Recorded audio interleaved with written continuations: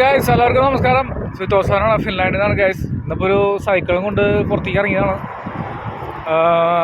ഇവിടെ സൈക്കിൾ നടന്ന എല്ലാവരും നമ്മളെ നിരീക്ഷിക്കും. കാരണം ഇവിടെ സൈക്കിൾ എന്ന് പറഞ്ഞു കഴിഞ്ഞാൽ ഭയങ്കര സംഭവമാണ്.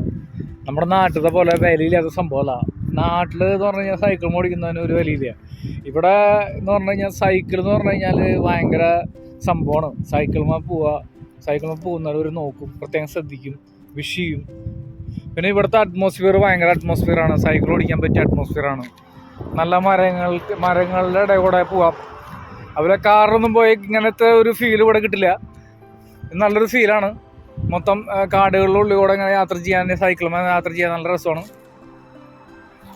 അപ്പോൾ ഇന്നത്തെ വീഡിയോസൊന്നും അങ്ങനെ വലിയ വീഡിയോസൊന്നും ഇപ്പം ഞാൻ നിൽക്കുന്ന സ്ഥലങ്ങളിലില്ല.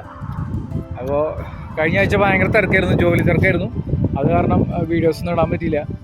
പിന്നെ എല്ലാവർക്കും ഹാപ്പി ഫാദേഴ്സ് ഡേ.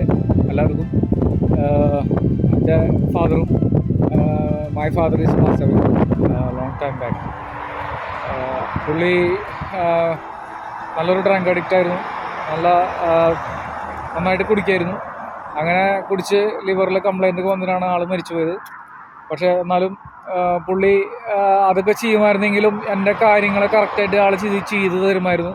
ഒരു ദിവസം പോലും വൈകാതെ പല കാര്യങ്ങളിലും പല പേപ്പേഴ്സും കാര്യങ്ങളും എന്തൊക്കെ ശരിയാക്കുകയാണെന്നുണ്ടെങ്കിലും വളരെ വ്യക്തമായിട്ട് കറക്റ്റായിട്ട് കാര്യങ്ങൾ എൻ്റെ ലൈഫിൽ ആൾ മുന്നോട്ട് നീക്കിയിരുന്നു.